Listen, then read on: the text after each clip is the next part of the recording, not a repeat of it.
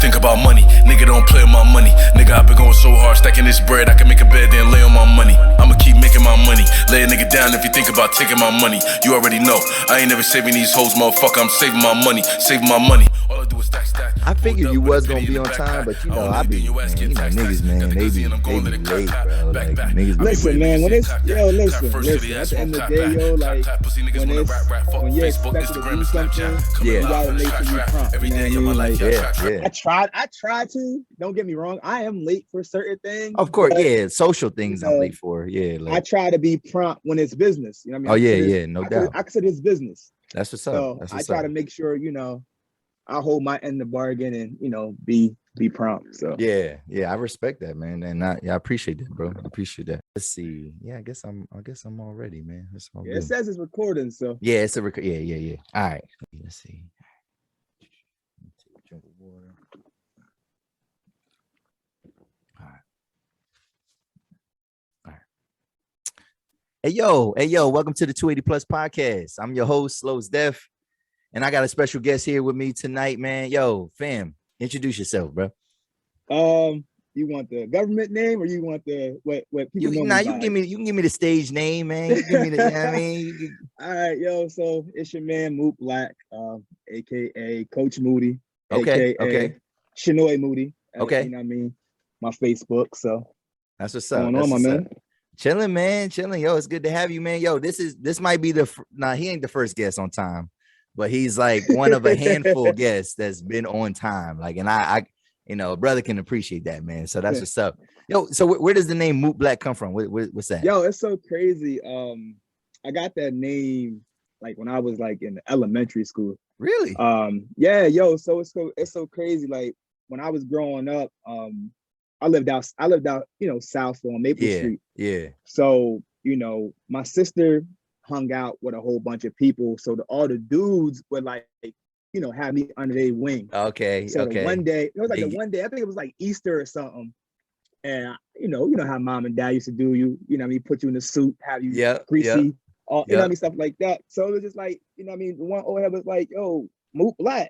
So ever since then, I would it stuck with me, but I didn't use it a lot until I got older. Okay. Because I'm not that creative when it comes to, you know, making up names and writing and all that. That's not what I do. So, oh, for real? Okay. So it has stuck with me since then. So, but I shorten it up now, you know, as Moot. Everybody knows me as Moot. So. As Moot. Okay. Yeah, man. That's what's up, man. Yo, man. So we got a lot to talk about, man. You know, I got an engineer extraordinaire on here, man. You know what I mean? The guy that's kind of behind the scenes, and we're gonna get into that, whatever. But I also got some stuff that I kind of stumbled upon, man. So yo, fam, do you like eating out? Like people dining out and stuff like that? So, you know, man, being a bachelor, okay, I don't cook.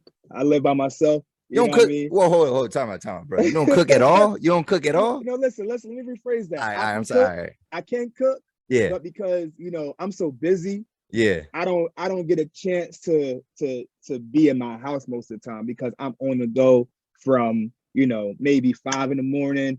all the way back up till 2 a.m. the next morning. Oh, wow. So, I'm on the go, man. I'm on the go. I do a lot. You know what I mean? Jack of all trades, if you want to. Okay. So I don't know, because I know you was like an athlete. So I picture you maybe being like a meal prep type of dude, you know what I'm saying? Or something like that. You know what I mean? You know what's so crazy, yo? Like, as I got older, I gotten lazy with my diet. Okay. So, but I'm blessed though, because I can eat out, stuff my face, and don't gain a pound.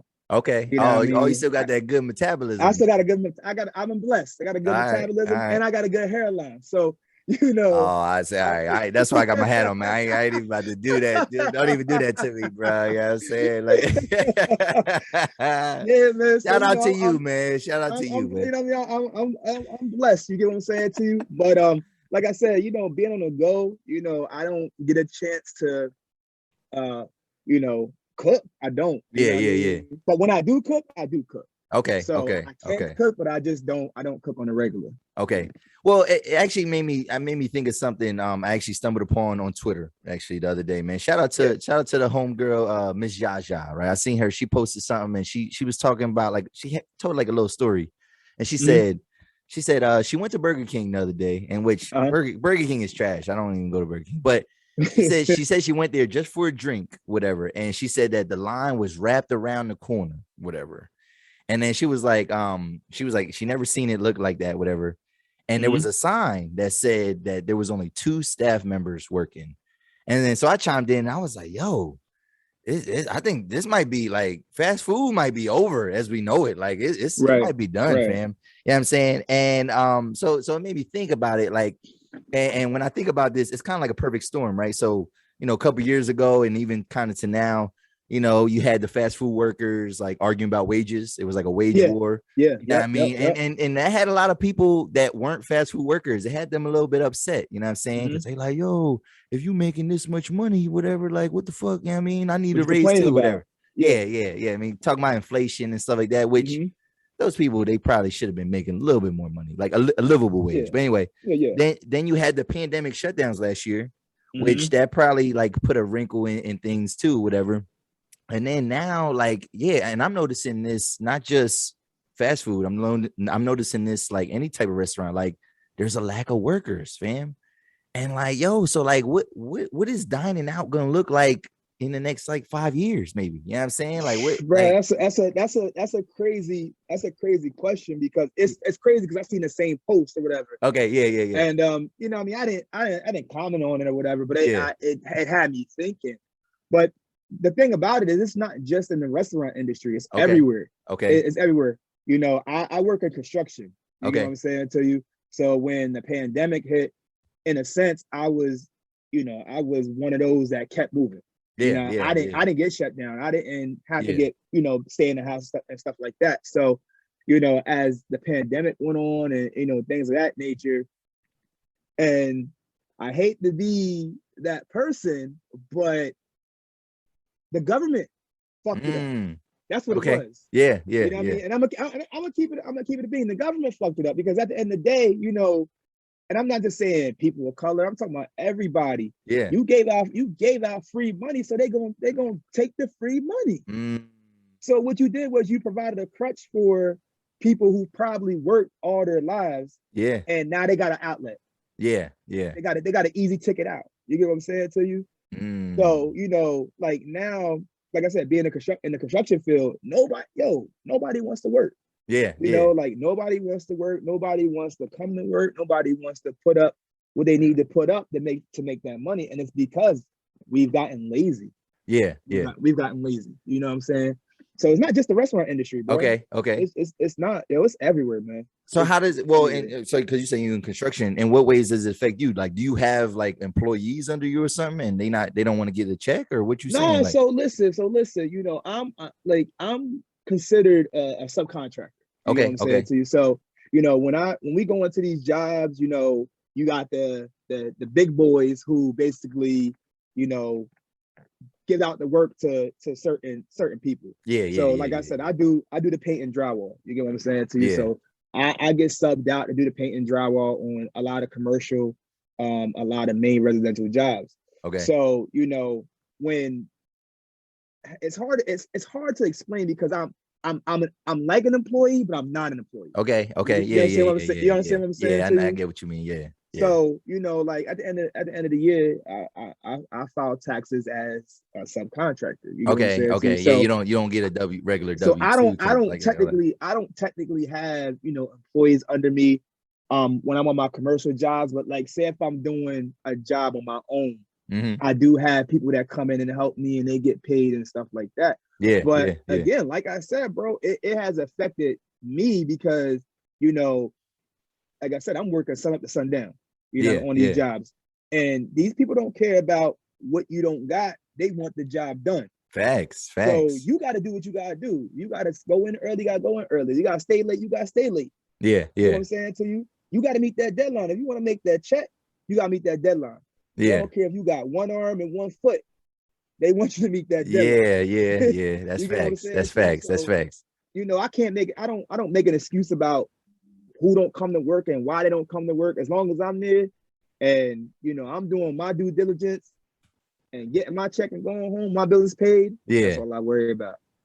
Well, it's interesting. You did say that. You said it's not just affecting the fast food industry, because I actually was just at Hershey Park, I got a season pass at Hershey Park, and what I noticed is that it's hard for them to even get the young people to do those jobs, whatever. And if you go to Musicproducers Park, whatever, they got tons of concession areas, whatever, but like half of them joints is closed, whatever.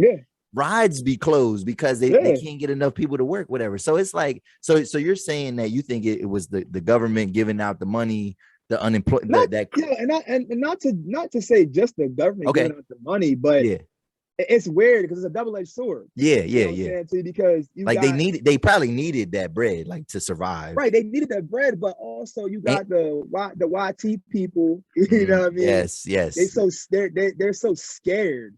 Of certain things. You get what I'm saying to you? Yeah. So you got two groups. You got the one group who's like, let's do what we need to do. Let's wear a mask. Let's keep life going. But then you got the other ones that's saying, let's not wear a mask. Let's be unsafe and we don't care. Yeah. So it's that battle between the two groups. So I think, a lot of people, I'm gonna say a lot of people are scared to come in contact with certain people. Okay. So it could be so many reasons. You get what I'm saying? Yeah. But I do feel like the main reason was, with the pandemic and with being locked down, we got lazy. Shit, I got lazy. I got lazy. My grind wasn't as like push because we didn't know what was going to happen. We didn't know if there was going to be a light at the end of the tunnel. Yeah, true. So it's just frustrating to me because fam, lines are fucking long as hell, like everywhere. You know what I'm saying? And it's like, yo, bro, I just want to, you know what I mean? And granted, I have like a recession-proof career type thing, whatever. So it didn't affect me, and I try not to dive into like what people should do and shouldn't do, especially when they work in jobs that I wouldn't want to work anyway. So it's like, all right, I understand. And like I said, I think some of it is that wage war that, kind of carried over. You do got the pandemic, whatever. Because you got people, I know just in my industry, now you got people, crime. I'm not gonna say crime, but they're complaining about how, certain workers or a certain class of people are getting that wage that I'm sorry, I'm trying to think what it is. The minimum wage. Minimum wage is going up. You get what I'm saying? Yeah. But it's only classified for certain people. Yep. You understand what I'm saying to you? So, I hear that argument every day at work. Every day. Like, we're the one, basically technically putting roofs over people's heads. And stuff like that. So why aren't we included in that wage increase? You understand what I'm saying to you? Yeah. And so it's a battle. It definitely is a battle. Yeah, that's crazy. Because fam, they got jobs like Target and shit like that. Like, fam, kids, like if you a young kid right now, this is the time to fucking be creaming them. You know what I'm saying? Like you can make like $18 an hour working at fucking Target. As a 13-year-old, fam. Like you make it, when we was 13, bro, we could barely get a work permit. If we did get a work permit, we was at McDonald's. You know what I mean? Until we hit 16. Now you're 13, 14, you can hit McDonald's and make what, $18, $19 an hour to do what? To flip some fries and flip some burgers. And the access was harder, like, because having to get an interview, having to do that. Now they do open interviews. They really hire you. Spot. Yeah, they hire you on the spot, like, you know what I mean? And I remember that was a flex back in the day, like, I got hired on the spot. But like now, it's like, no shit, nigga. They need somebody. It's so crazy, bro, because like I like to shop. You know what I mean? I love to shop. I love clothes. I love shoes and stuff like that. So it's crazy to walk into these stores and you see these signs on the door. And it's crazy. I was in Burlington a week ago. Okay. I just walked into Burlington because I like to go to Burlington to get some stuff for the crib. Like I don't get their clothes, but I go to Burlington to get the home decor and stuff like that. Yeah. So I'm walking into Burlington. I look on the door and they're like, interviews on the spot. So I'm like, damn, I could be somebody rough off the street and you gonna hire me, and I'm gonna make that chicken. Yeah, you know what I'm saying to you? And it was mind-boggling. I'm just like, like, it's too easy. It's too easy right now. I know, but I'm not gonna get into that subject, and that's gonna kind of show like the classism a little bit. I feel you. Into that because at the end of the day, I'm not a judgmental person. Exactly. You know, I try not to get too much. But at the end that. of the day, the way shit's set up right now, this shit is too easy. It's Yeah. too easy to be successful. Yeah. It is. Yeah. And it's and you know, I'm even seeing stuff where like I think Amazon announced, and it might be locally or something like that, but like they're not doing drug tests no more. Like a lot of jobs are even getting rid of that. Like, so yeah, it's easy. Like you almost have no excuse, whatever. But do you think it's ever going to change? Like, do you think it's going to get better? Do you think that so now unemployment, all that stuff is like, I'm assuming it's coming to an end or it ended.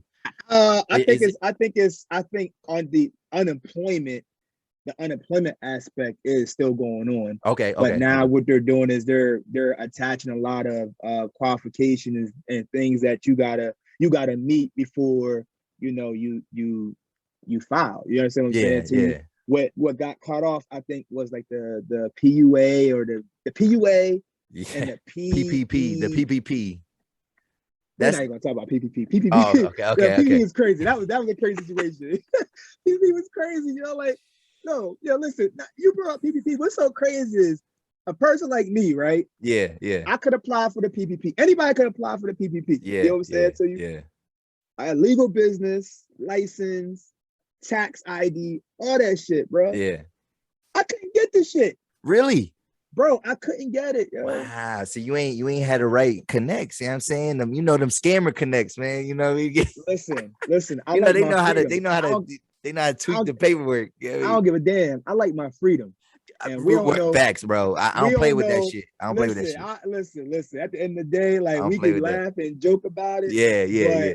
When it comes down to it, like shit, I'm scared to take a pack of toilet paper out of Walmart that I leave under my cart. You hear what I'm saying? Like, I come back. Oh, I'm the good Samaritan. I'm the good Samaritan. That's what's up. That's what's up. I'll make sure it's taken care of because at the end of the day, I'm black. I'm a black man. Yeah. You see what's going on in the news, you know what I mean? They trying to lock us up for anything, you know? Yeah. I'm not knocking nobody who did it. Yeah. Proud of y'all. I will say that. I'm proud of y'all. Yeah. I'm proud well, it's of crazy too because they was putting people's names in the paper and stuff like that. Just if you apply for it and like, right. and you looking at some of these businesses, you like, fam, you nigga, what you talking like? Yeah. But no, I know. So I don't want to. Yeah, like no, I ain't gonna knock nobody hustle, but at the same time, it's like that's so crazy. Me making that I'm like I said, I'm on the fence because at the end of the day, like I'm not knocking nobody's hustle. Like if they giving it, get it. Yeah, you know what I mean? Like, but don't get mad though if you get caught. Nigga. Like, right. So you got to be mindful of the decisions that you make. There's always a cause and a reaction from anything that you do. You get what I'm saying? Yeah. But if you got it, all I'm saying is if you got it, turn it into a legit business. Exactly. Do something smart with it. Do something smart with it. You get what I'm saying to you? Like, don't go out here, trying to be in the limelight and living and making like you living a life that you really ain't living. You understand what I'm saying to you? Exactly. Do something positive with that. So then if they do try to come back on you, you got paper trail. Yeah. It's all about a paper trail with the government, man. Yep. As long as you got a paper trail, I'll be honest with you. You could say, yo, I own a dog grooming business on East Maple Street. Now we know where we come from with East Maple Street. Yeah, ain't no dog groomers on East Maple like that. Dog groomers on that bitch. They know what I'm saying to you. But as long as you got the paperwork to back it up, they don't care. They don't care. Why not take what they're giving? I hate to say take what they're giving for free. Take what they're giving for free and turn it into something positive. Yeah. But don't you think there's like, I think the people that argue against it, they fear that there's like this back end consequence, not just people going to jail, but like, raising taxes or raising other things, whatever. That's gonna it's gonna make it harder for like legitimate people to get like people like you, like if you wanted some type of, But the thing about it though, bro, what's so crazy is being black makes it hard. Facts. I mean, I'm be honest with you. Facts. Like everybody's like, oh, you gotta have good credit. You gotta have this. I can have good credit, but because my name looks black on a paper. Yes. You get what I'm saying to you? They not going to approve me. Yeah. But then you got somebody named Bob, you know what I mean? Maybe got a couple felonies, credit like that. credit close to 600. Yeah. And he getting top tier the loan. Yeah. Yeah. You know what I'm saying to you? Yep. That's my issue. You know what I mean? I'm doing what I'm doing what I need to do as a black man, as a positive black man. Yeah. And I'm still getting the shit and the stick because the color of my skin. Yeah. Yeah. You know? Yeah, there's all type of statistics about that, like, bro, it's okay. You know, it's hiring practices and how you might not get a call back based on how your name sounds and this and that, whatever. Yeah. And they do all type of case studies where they'll change it. They'll purposely it'll be a white person actually, and they'll change their name to something ethnic, whatever, and then they won't get a call back, but then they'll use a real name and then they get a call back right away. You know what I mean? Like I've seen it, bro. I've seen it so much, man, and it's frustrating because I'm like, damn, yo. If I was out here wilding, or if I was out here and doing what I wasn't supposed to be doing, you basically would put me on a high pedestal. Yep. You know. Yep. But because I'm doing something positive, they don't believe you doing nothing positive, but you're actually doing something positive. So it's a double standard, man. It's definitely a double standard. Let's switch it up. Let's switch it up, man. So another topic I stumbled upon, and it was actually today. I think it was on Baller Alert. No, actually, might have been yesterday. It was on Baller Alert, and they had a picture of 3 different states. And it said one gotta go. Now, before I tell you the states, can you guess what the states are like that they want to say? They gotta go. I don't know. I travel. You know what I'm saying? Okay. You know what I mean? So I don't have that like places I don't like to go. You get what I'm saying? No, well, like, not even that you don't want to go, but like maybe these states just have bad reputations for just various things. But all right, so the states listen, get rid of Texas. All right, so that was one of them. That's one of them. Texas. Texas was one of them. I say get rid of Texas because at the end of the day, the government, the governor, can I say dickhead on here? No, you can say whatever you want, bro. The governor's a dickhead, bro. Yeah, dickhead. Get rid of Texas, yo. Yeah. All right. So it was Texas, it was Florida, and it was Georgia. Actually, it was Georgia. Georgia? That's crazy. Yes, and I think a lot of us might think like, Georgia. Why would they get rid of Georgia? Because Atlanta. Talking about the political aspect. I think it is the political aspect. Because they changing some voting laws and stuff like that. Yeah, so that's what I'm about to say. States like that are torn in half right now because of the voting laws, because they're trying not to allow, the older people, the black people, any person of color to vote, because they know that we can swing that vote. Yep. You understand what I'm saying? Because we did. Yep. So now they're trying to stop that shit. They're trying to stop that shit. So all right. So off the rip though, you ain't even had to hear the other states, but you was like Texas. So Texas is your answer. Like that's who you getting. Yeah, Texas is my answer, man. Like I say Texas, man, because if you take Houston out of Texas, get rid of Texas, bro. Yeah. What about I know some people that live in Dallas and all that, you know what I mean, too. Yeah, so, but we talking about in general though. We talking about in general, you know what I mean? If you take Houston out of Texas and put Houston in another state, get rid of Texas, bro. Yeah, I would say Florida is probably second to me too. Like I would have to, because Florida, they got some wild stuff, but I feel like it don't really affect us. But like Texas, they got some just, they got the governor on something, whatever. Even just like, even like the open carry and like how they getting rid of like gun laws completely, fam. Like I wouldn't even feel safe in Texas at all. And Florida got stand your ground laws as well, which that makes me like, I don't know about that state either. But Texas, you don't, man, you don't need nothing. Like you don't need no kind of documentation. You just have. I could just be walking to the Starbucks, and because I'm black, you just going off me because I'm black, and you just woke up. Your wife pissed you off that morning. So you going to go shoot the first black guy you see. You get what I'm saying? So it has to be contained somehow, and they're not doing it. I know, because they get all high and mighty about the Second Amendment, and I'm like, fam, these amendments are old as fuck, bro. That was when they had they had muskets, they had bayonets on the end of the guns, bro. Like, you know what I'm saying? Like, it's not they're not talking about, and it was in case the government tried to you could fight your government. It wasn't just shoot whoever you want, you know what I mean? Whatever. But no, so why though do you think so? It's funny because those 3 states that they named, those are 3 states that if you live in the North, those are the states that people want to move to. So like, and particularly black people. So why do you think there is such an influx of Black people wanting to migrate, even though like these states got some shit to them? You know what I mean? Like they got some shit wrong with them. Like what's I mean, you know, like I said, it's so crazy because this year I've been blessed this year. You get what I'm saying? Okay. So I had always set a goal for myself to try to, you know, hit big cities. Yeah. Even if it's for a weekend, just get out of York, you know what I mean, hit a big city and see what it's about.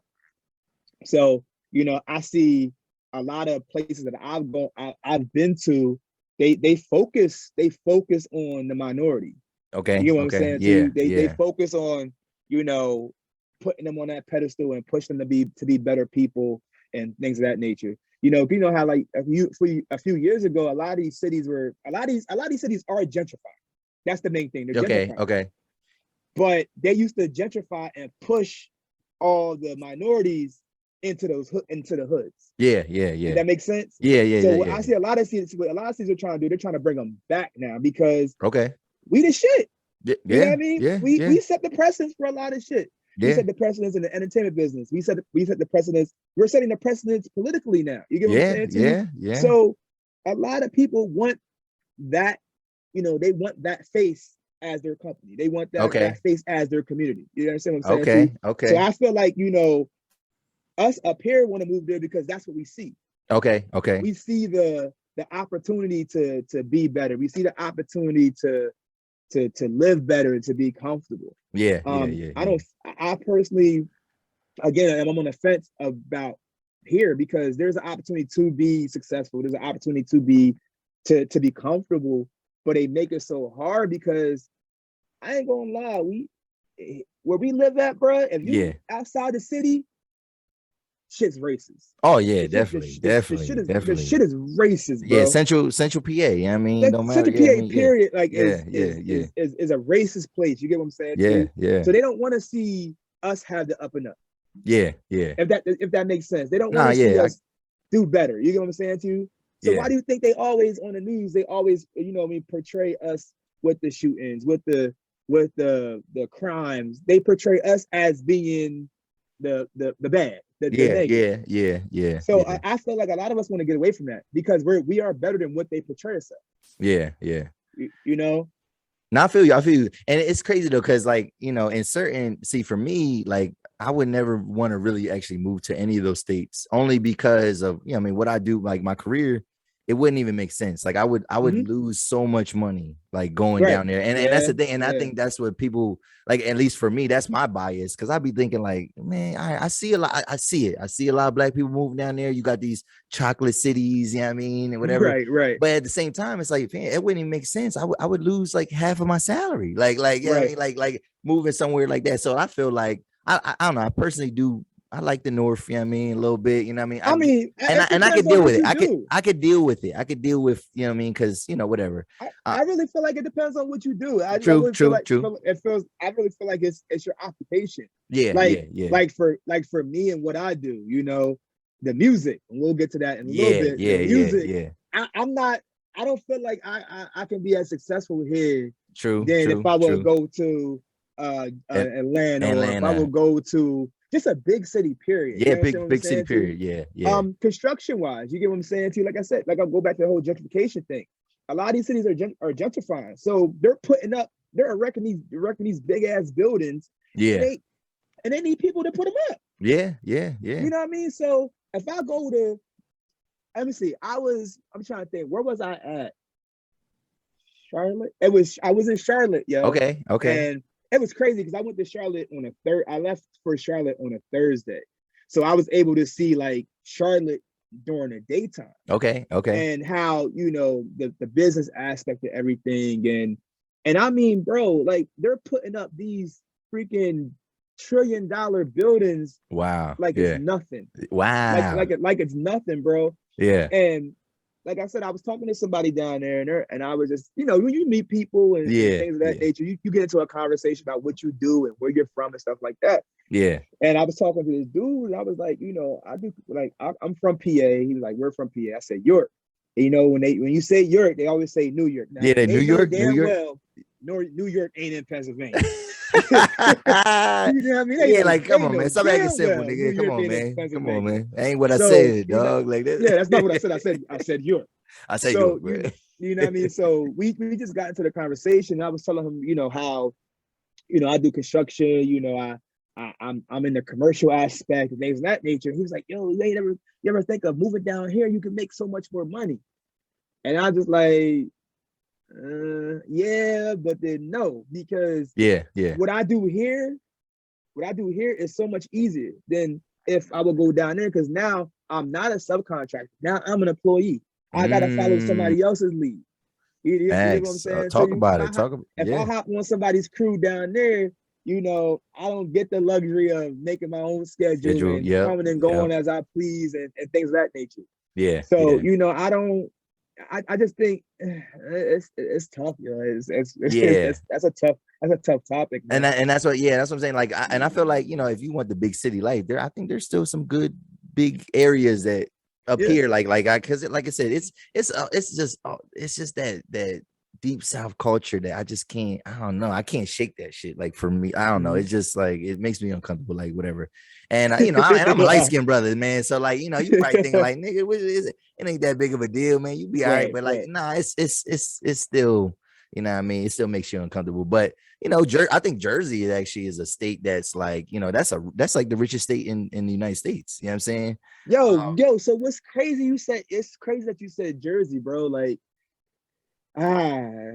Jersey, that's a tough spot. And the reason why I say Jersey being a tough spot, because, you know, I was an all-star cheer coach. Okay. You know what I'm saying to you? Oh, I didn't know that. So, I knew you was a football coach, but all-star. Yeah, no, I was an all-star cheer coach from 2012 up until the end of 2019.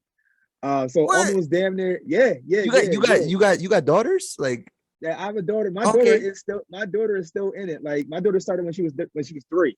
Oh, that's, you know lit. What I mean? That's and lit. She's 10 now, and she's a freaking animal, bro. I bet. All She's type of flips and all that, ain't like twists in the air. She's twisting her body and all that. Yo, and she still got she still got a whole lot of years ahead of her. Hell yeah. You know what I mean? But I was an all-star cheer coach, you know, and we traveled a lot, you know, doing all-star cheerleading. And when we go to Jersey, it was like the Twilight Zone, bro. What you mean?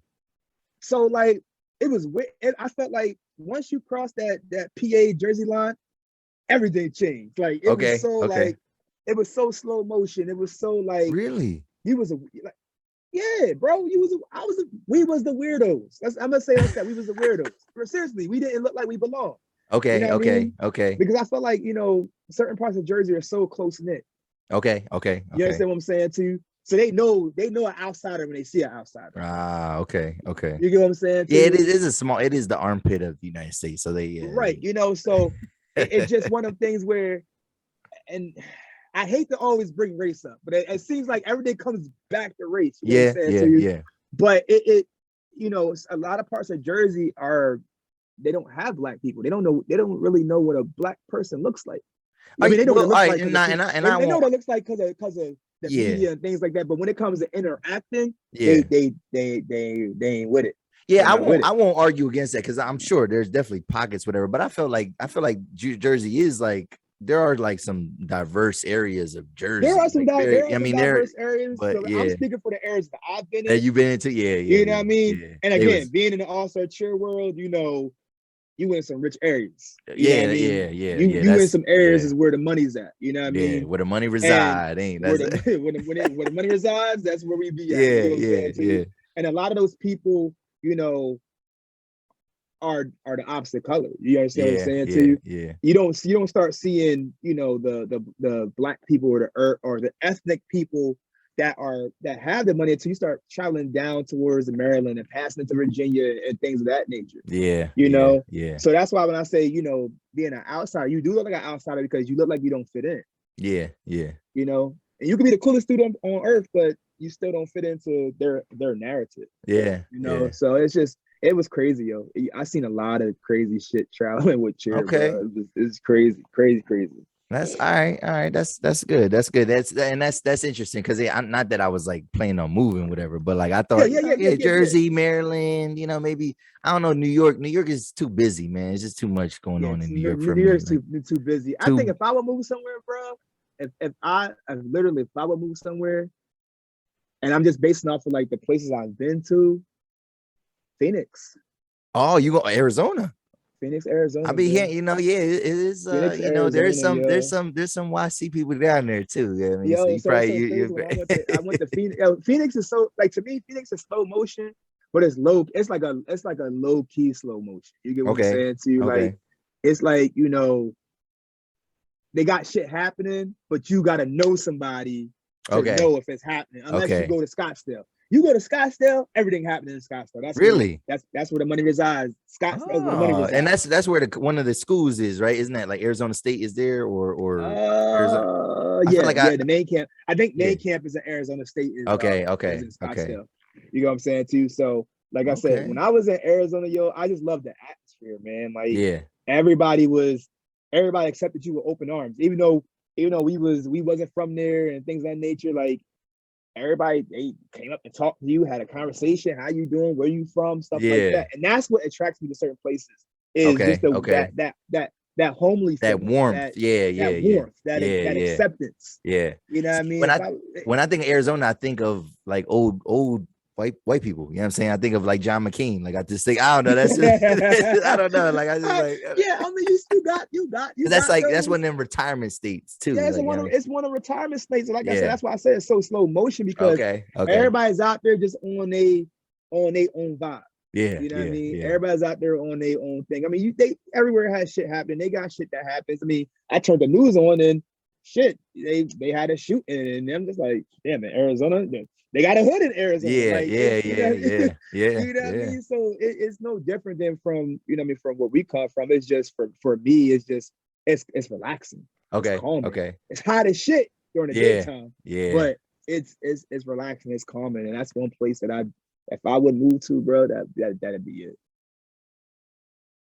So one other another like topic and kind of it's gonna we can encapsulate a couple of different things that I kind of stumbled upon was verses, right? But I'm hearing now they talking about comedy verses, right? And I don't know if you've seen they be talking about Katt Williams versus Kevin Hart. I mean, that's like the matchup, whatever, I guess. That's the prime matchup. That's the prime matchup. But like my question though is like what does a comedy verse, what does that even look like? Like do they I don't get it. I just don't get it. Like they're not. I mean, I don't know if you can.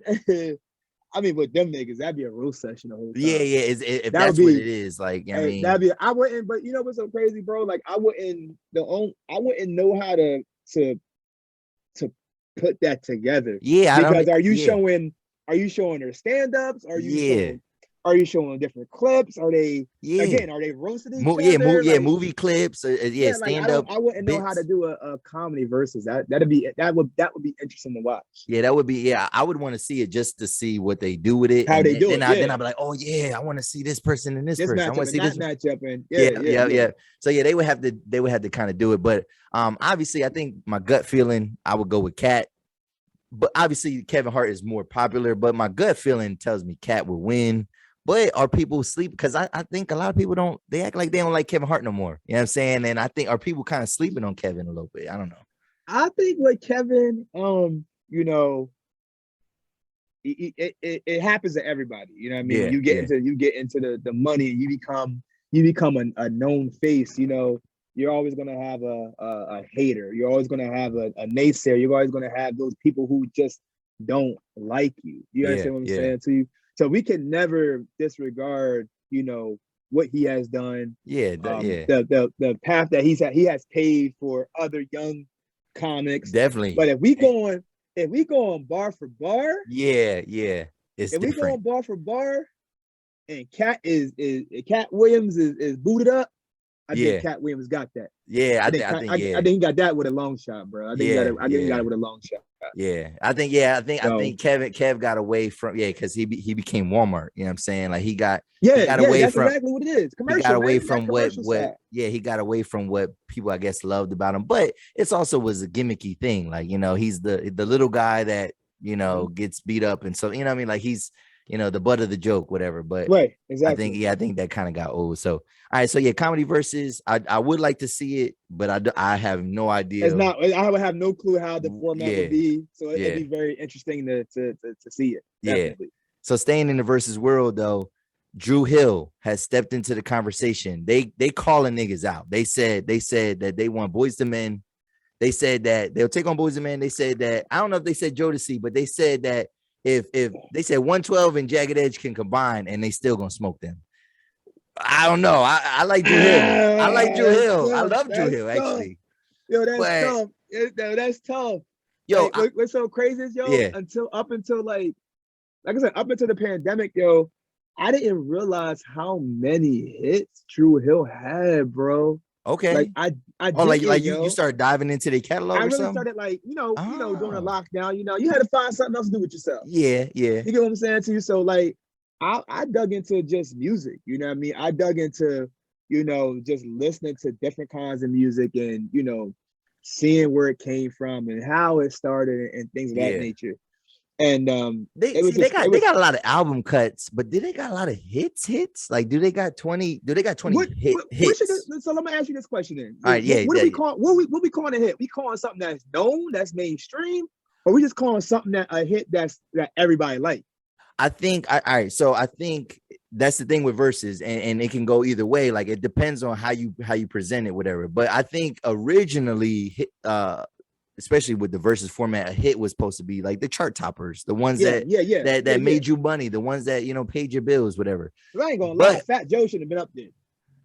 We all right. Well, I think. See, and we can talk about that. And that's the thing. I think he gets a lot of disrespect. I actually did have that on here, whatever.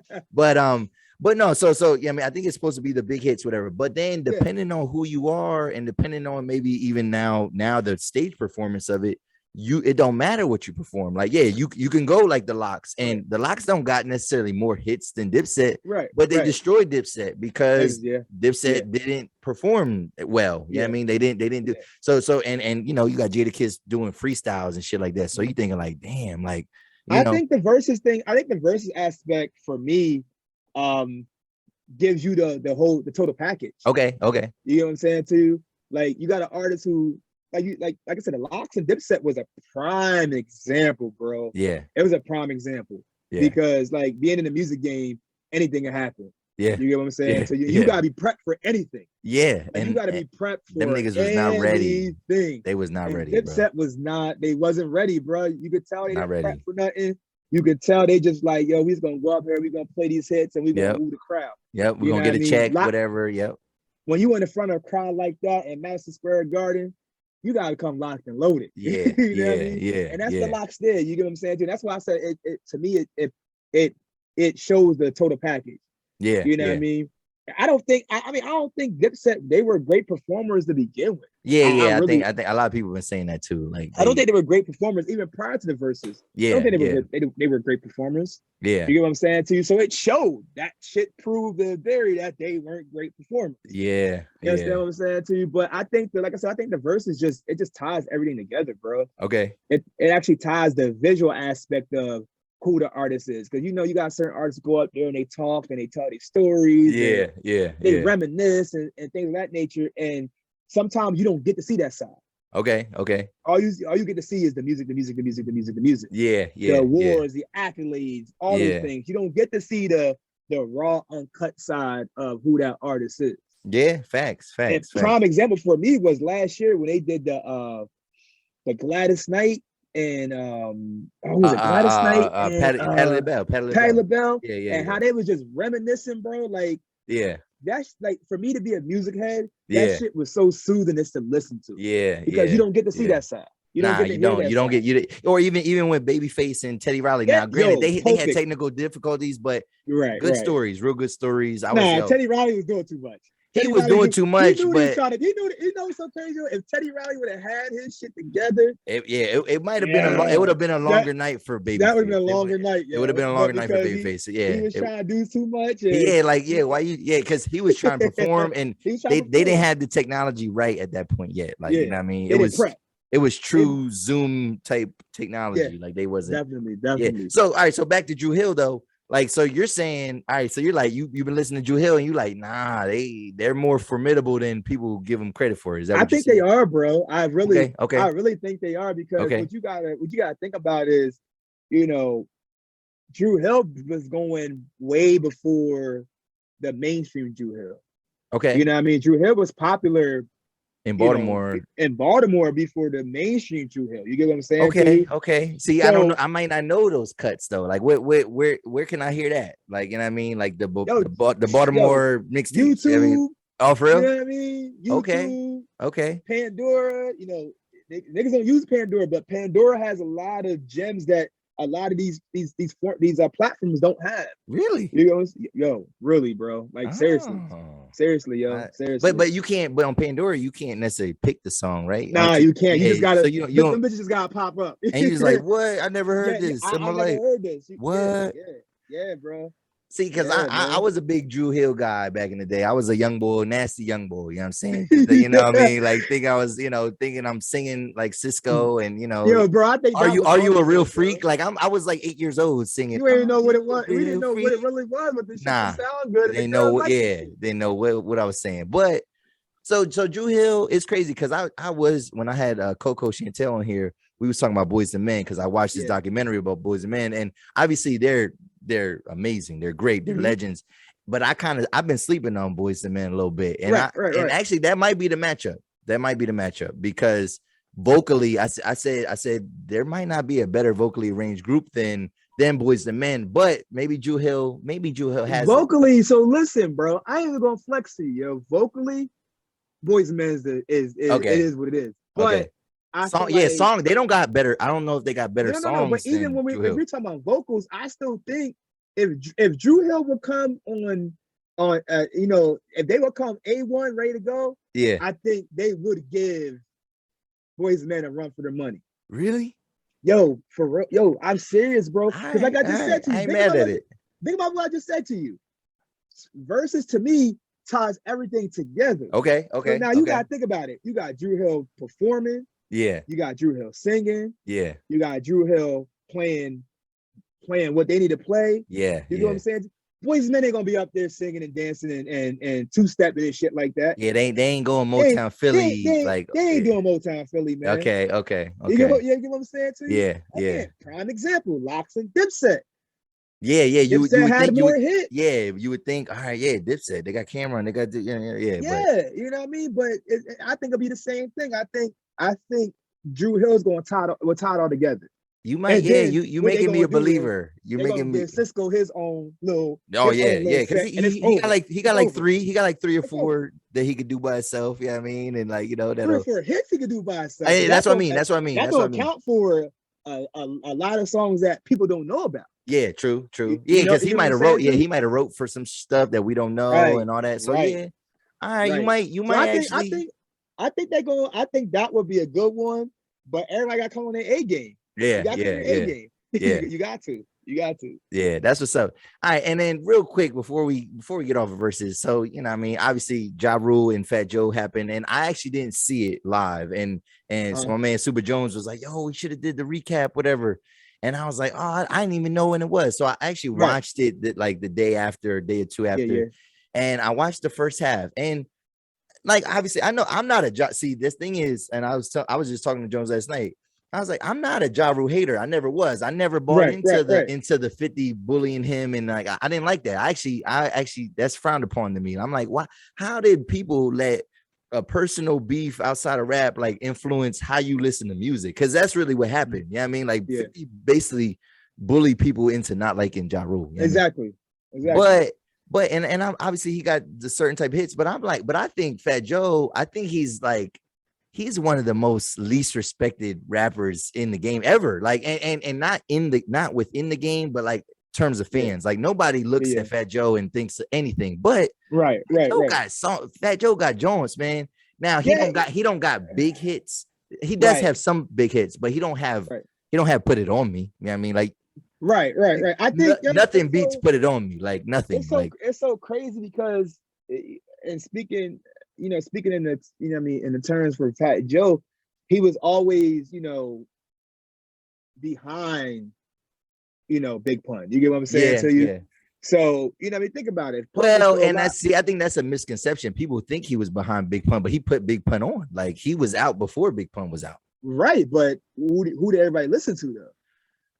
Big Pun got like, yeah, I mean, but Big Pun got a handful of songs. But I guess a lot of that happened after Big Pun died, whatever. So right. Yeah, I fair point. So fair you know, point, like point. I do think, you know, you know, Fat Joe, he has a weird like situation tied to him because I don't get it. Like he's maintained the longevity that we as artists and producers and engineers we dream of, bro. Yeah. And how?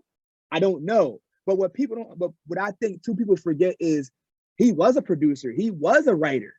You know what I'm saying to you? Yeah. So when it came to, you know, we say hits, his name was on those hits. His name was on the hits as an artist. Yeah. His names were on the hits as a writer or a producer or whatever the case, you know, main engineer or executive producer or things of that nature. Yeah. You know what I mean? The label matters, bro. That label tied to your name, it push you ahead of the game. It don't matter what talent you got. Yeah. So, but it was, so I watched the first half and I guess, I mean, I thought Fat Joe was holding his own, but it wasn't, I guess the hits were not as big, whatever. But like when certain things came on, though, I got hyped. Like when Paper Touching came on, I was like, paper niggas don't know about Paper Touching, like, you know what I mean, whatever, or the the joint with Jeezy, whatever. I was like, that. But I heard though, because like I said, I didn't see the second half. They said that there were songs that he did not play though, that he should have played. And I was like, So, yeah, I agree. But again, bro, it goes back to the same conversation. You gotta prepare for anything. You gotta prepare for anything. You can't go out, you can't go up there thinking you got the shit in the bag because that next person's thinking how to have the up and up on you. Yeah. He's trying to, jarule was prepped, just like the lot was prepped. Jarule was prepped. It did feel like Fat Joe was digging his heels into like a certain sound because like and Jarule was like, yo, you gotta play your hits, man. You gotta play your hits, whatever. Because he was playing like some, you know, DITC type stuff. He was playing. Yeah, and it's like, people don't know that type. Everybody don't know that stuff. Don't nobody know Flo Joe like that. Like unless you from New York, the Bronx. Yeah, I mean, people don't know those songs. You know what I'm saying? So, I think Jarule had a point to prove too, yo. Yeah. It's like I'm still here. I think he had a point to prove just because the way he went out. You know what I'm saying? Okay. Like, yo, 50 damaged that man, bro. Like, he did, man. Yo, that shit was wild. Man. Like me being a grown man now, looking back on that, I'm just like, yo, that couldn't be me. Yeah. It could be, it couldn't be me, bro. Yeah. I would be at your doorstep because we gonna have to shoot the 5 or something. Well, but that's the thing though. There was violence connected to that. You know what I'm saying? And that's the part where it's like, I don't know how fans got absorbed into that, and then like I said, they got bullied into 50. not. I mean, look at 50 now, bro. You know that nigga could post anything and everybody's locked on. Like, yep. Even if it's mediocre, it's like. Like, people gonna, but it's crazy because 50 hated on Ja just to do a worse version of Jarule. Exactly. Like, exactly. Nobody listen to Candy Shop and like Magic. Like, bro, come on, man, them songs was trash. Like, you know what I'm saying? Like when you really think about it, like now when you think about it, it was trash. But back then it was. Because that's the thing. They was a machine. Like everybody just wanted the piece of the G Unit machine. You know what I'm saying? So I feel you. G Unit shoes and everything. I did have a pair. Actually, I had black Jones, and then they had these suede gray ones, and they was hard. But they was better than the S. Carters. Actually, I mean, talking about Reebok type stuff, whatever. But we're not talking about Jay-Z. So no Jay-Z blasphemy here from me because that's the GOAT. But all right. Definitely. So all right, we warmed up, man. Talking about music. Let's get. What I've been waiting on. My man's a contractor by day. You know what I'm saying? He be doing all this construction by day, and then by night, my man is behind the scenes, behind all these types of hits and stuff like that, whatever. And so here I'm about to ask you a bunch of questions, man, and because I want some knowledge, I want some gems, I want some. I'll try. All right. So all right, first, so what is your title? Like, what is the difference between a producer and an engineer, audio engineer? Like, what is the difference? And are they interchangeable? Like, do some producers do the engineer stuff, and do some engineers do the produce? Yeah. Tell us, man. So I think my definition, because my definition is going to be totally different from everybody's definition. Okay. So, you know, an audio engineer is a person who can sonically make you sound great. Okay. You get what I'm saying to you? Okay. The producer is on the creative side of it. Okay. You understand what I'm saying to you? So put into this aspect. You get what I'm saying to you? When like I said, I do construction. So I'm gonna put into in these terms. Okay. The producer is the person who writes the blueprint. Okay. The architect. You're right. And then your audio engineer is the person who erects it. Oh, Who makes it look good. Okay. The actual construction. Not to minimize them as a worker, but yeah. Right. They know how to make it sound good and how it's supposed to sound to the masses. Oh, okay. You know what I'm saying to you? It's all about just, I feel like it's sonically.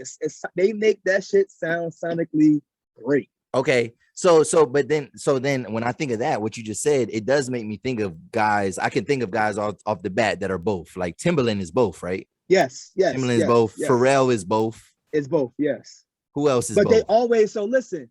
So it's so crazy that you put those names out there. Yeah. Because they are both, but they always got somebody else behind them that's making up for some of the stuff that they don't do or they can't do. Ooh, oh yeah, like Chad. Chad is behind. Chad is the brains. Chad is the brains behind. Talk about so yeah. So if you, whoever is a part of your organization, whatever you got going on, you're Chad. Are you saying you're Chad? Yeah. Are you Chad? Like no, I can't. I can't take. No, and I'm not trying to. You know, what I mean, I'm not trying to gas you, but I'm just listen. Okay. No. So listen. I feel like for me and for what I do, like I do everything by myself. I'm independent. You get what I'm saying to you? So for me, I'm like in the middle. Ah, okay. For me, I'm in the middle. Now everybody else can probably talk differently, but for me, I'm in the middle because I started out producing. Okay. That was my love. That was my passion. Okay. The engineering aspect came when, you sit in the studio session or you sitting with people and you're listening like, that don't, it just don't sound good to the ear. You know what I'm saying to you? Yeah. And it's crazy because I never dreamed of being an engineer at all.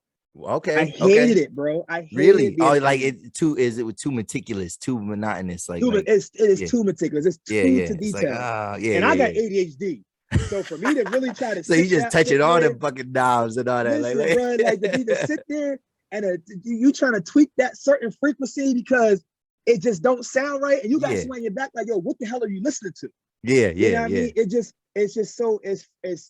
stressful. Being an audio engineer is so stressful. And you're probably listening to the same sound 50 times before you get it right. Like I bet. Because even when I'm just editing videos and I hate editing videos around people because they be like, yo, why you keep watching the same thing? I'm like, yo, you don't understand. Like I gotta get this millisecond off of here. Like you don't even know where I gotta. I feel you, bro. So it's real, like I said, the audio engineer is the detailed piece to it. You know what I'm saying? Too the producer is the I feel like is the art, is the painter. You get what I'm saying? They're the one that they paint the picture. Yeah. You get what I'm saying to you? So like I said, for me, I started out being a producer. I started out being a beat maker. I started out, I grew up in the church. Okay. So everybody got that story. They grew up in the church. Yeah. So playing instruments. But you know what? The difference between me and a lot of people who grew up in the church, I was lazy. Oh. So okay. Yeah. So like I grew up around the instruments, but I never wanted to put the work in to learn how to actually play that instrument correctly. Oh, okay. You know what I'm saying to you? Okay. I always felt like, I'm going to play it the way I want to play it, and it's going to sound good. Yeah. So like, a little background with me, like I was in marching band. You remember I was in marching band in high school. Yeah. Bro, I didn't read one note.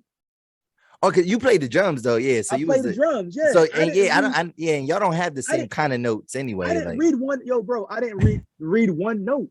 So you and Manny was just freestyling out there. Nah, like, Manny reads notes. Oh, okay. That's my nigga. My nigga reads notes. You know what I mean? Manny reads the notes. You know what I mean? But me, I didn't read the notes because it was like, he was like, I'm nice. I don't need this shit. Yo, bro, not even that I was nice. It was just I was able. I learned by ear. You know Okay. I really learned by ear. You know, and that's just who I am now. You know, everything I do is by ear. Yeah. You know, like, but it also took me to really like sit down and focus on my craft. Yeah. You know, do the studying. You know, do the watching the YouTube videos. You know what I mean? Because everything that I do now is a competition. Okay. You know what I mean? Because you got somebody out there that's better than you. You got somebody that's trying to get the up and up on you. You got somebody that's trying to take your clientele. Yeah, you know what I mean? So you gotta do what you need to do to keep your clientele, stay on the up and up, and be the best of the best. Yeah. You know, like I ain't gonna lie. For me, I feel like I could compete with the best. Okay. I feel like I can. You know, and it's because it's my passion. Okay. You know, I don't do this for the money. I don't do it for the accolades. I don't do it for the clout. None of that. Yeah. You know what I mean? I do it because I love to do it.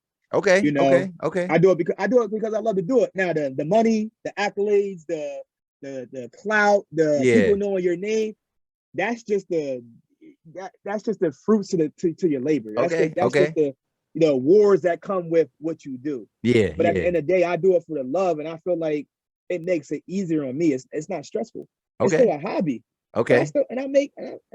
I do good. That's what's up. That's what's up, with man. my hobby.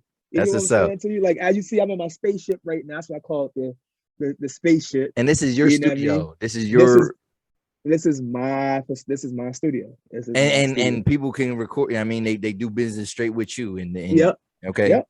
Wow. People hit me up for sessions and things of that nature. And okay. And I'm it's crazy, yo, because I had a conversation with a friend of mine the other day, and he was like, "Yo, Moot," he's like, "Have you realized like a lot of the stuff that's dropping right now, you mix?" And I was like, "Nah."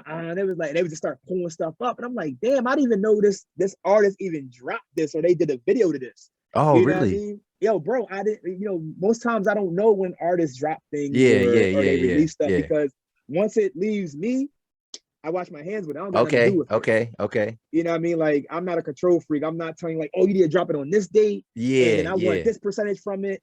And I don't do all that because, you know, I'm getting paid for a service at the end of the day. Yeah. I'm not one of them dudes where like, I'm going to keep getting paid off that service because you dropping it and you got your streams and all that shit. Like, I'm not at that level yet.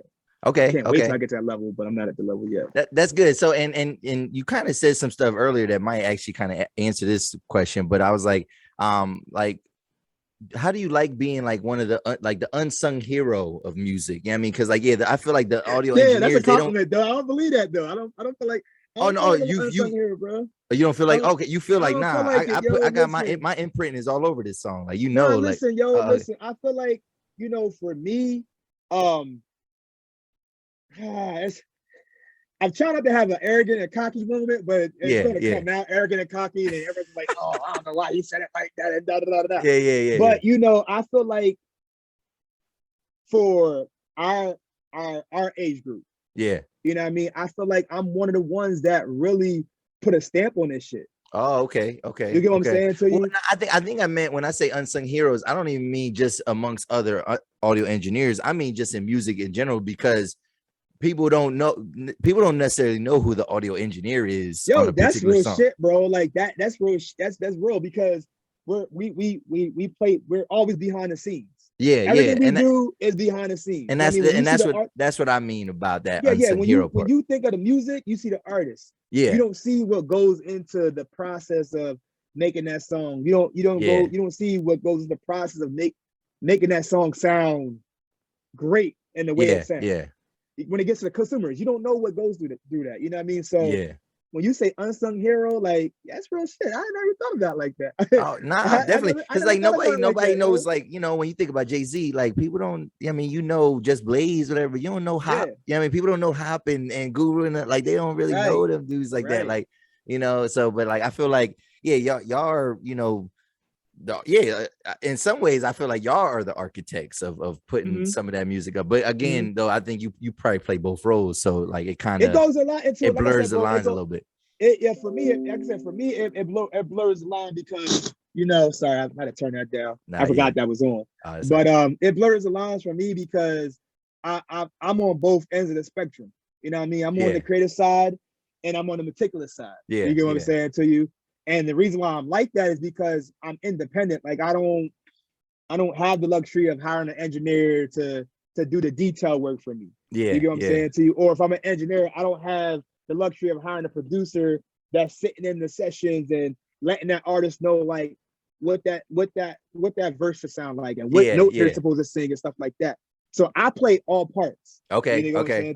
Like I'm the vocal producer. I'm the beat producer. I'm making, I'm making I'm arranging the song. You get what I'm saying? I'm making the song. Yeah. You know what I mean? But I'm also, carving out the bad stuff for the song and the frequencies and compression and all that stuff. So I'm doing everything. Right now I'm doing everything. Okay.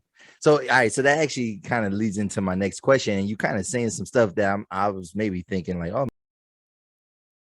I was gonna say, so if an artist is trash, right? Like, and I'm not telling you put no names out there or nothing like that. But if an artist is trash, is there room for like in what you do? Is there room for constructive criticism, or is it more like, bro, all right, I'm gonna take this. I mean, like, all right, he's paying me for the service. He ain't asking me for all that. If he not that good, but I'm gonna let him. I'm gonna fix it up as much as I can. Right. But I'm gonna speak for myself. Like, it's do you let guys know like, yo, fam, I don't know, bro. This. So like I said, for me, how I look at it is, regardless if the artist is trash, regardless if the artist is good, when they leave out my studio, my name is on there. Ooh, that's big. You know what I'm saying? That's big. Big. My name is on it. So you got to make the best product possible. You got to make the best of the situation. Yeah. Now you do get artists who are they just are not that good. Not seasoned. You know what I'm saying? Yeah. They just got into it because they boy just said like, yo, you should just go in the studio because you just spit some bars. You know what I'm yeah. But my biggest thing is I don't call it criticism. I don't call it criticizing, what they're doing, because an art is an art. Yeah. You know what I'm saying to you? That's like somebody telling me like, yo, Moot, that beat is trash.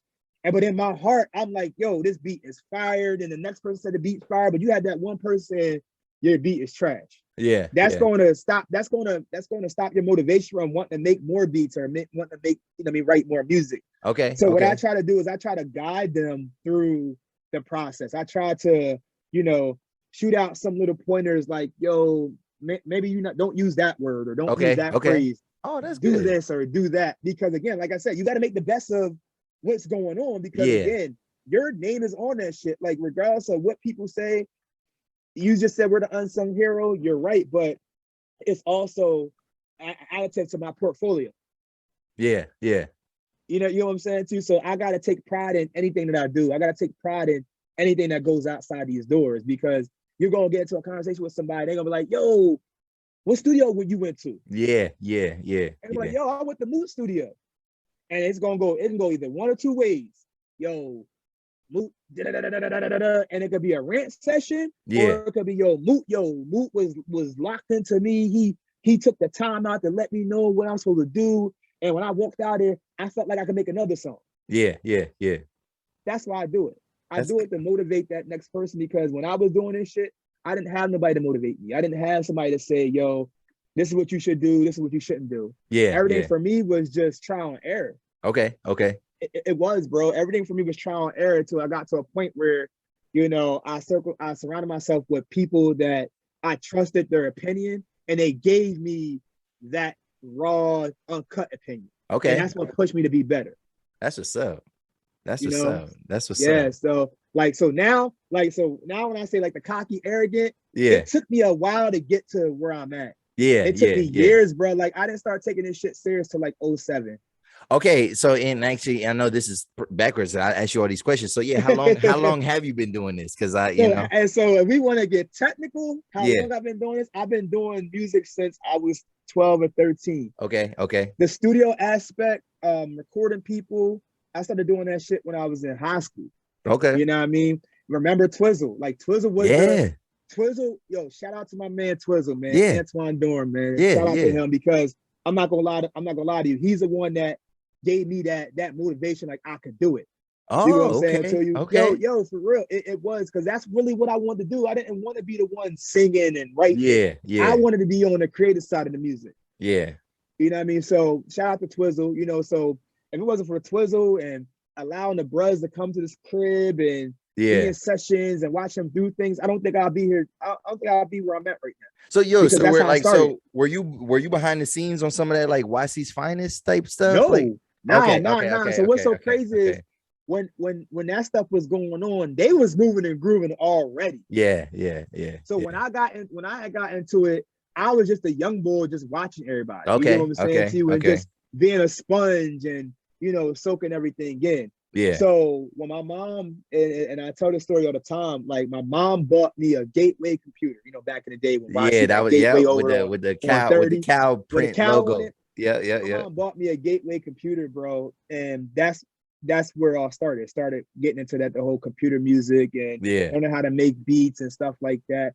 And my shit was trash. Did you have one of them like video game beat makers too? Like how like PlayStation, yo. Yeah.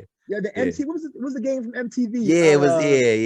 Was it like Beatmaker or something? Yeah, it was something like that. It was something generic like that. Like so it like that's where all that shit started, and it didn't get serious until I started surrounding myself with people that were already serious. Okay. You know what I mean? That's good. Fam, if this is what you want to do, you got to do this, and this. Yeah. So then it got to the point where I started recording people in my bedroom and on a Radio Shack mic with the pops, with the stocking cap pop screen and stuff like that. Yeah. And it just kept getting better and better and better until, when I got out of high school and I was trying to find myself. I was trying to find what I really, really wanted to do. Yeah. I didn't want to go to college. I didn't want to be in a cubicle. I didn't want to work for a Fortune 500 company. Yeah. I wanted to do music, and I wanted to be the face behind every hit that came out. Okay.